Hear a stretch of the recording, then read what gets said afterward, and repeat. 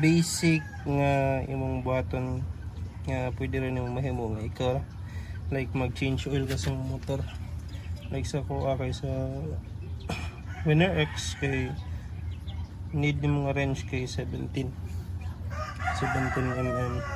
Ito na sa uban pero ito basin para sa siguro sukod dayon pliers more rin ana.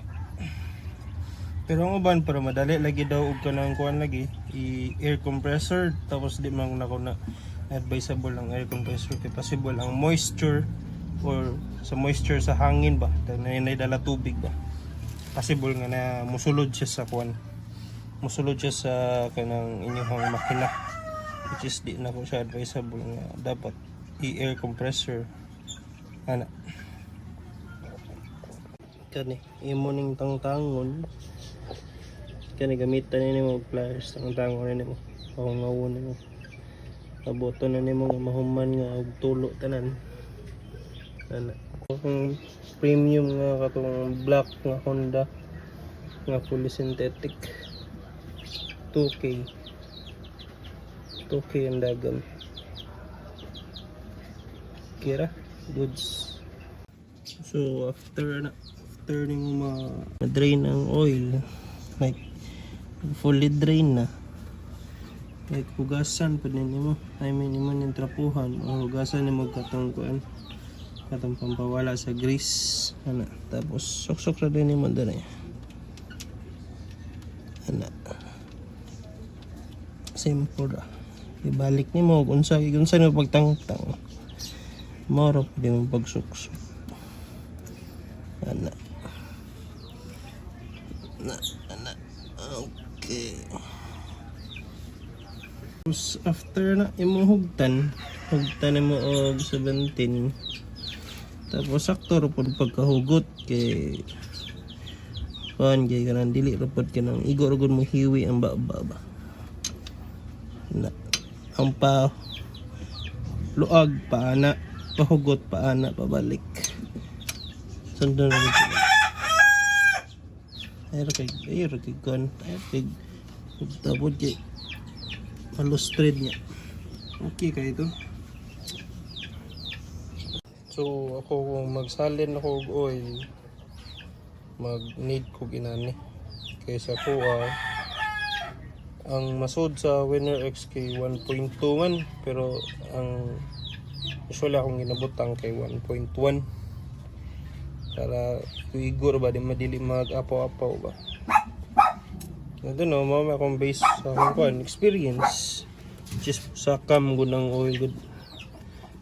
Tapos ang need nimo kani pliers pambangag sa ulo ani ba. Tapos string para mas dali ang trabaho, diba? Okay, good.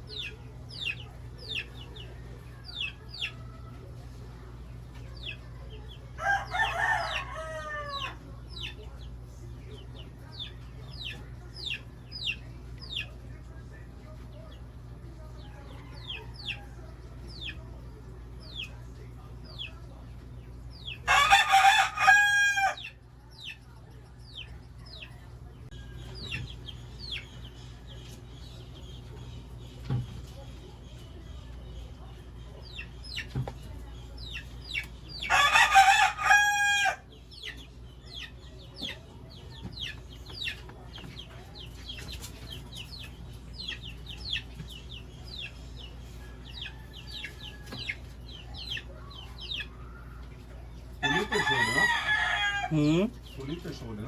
1.1.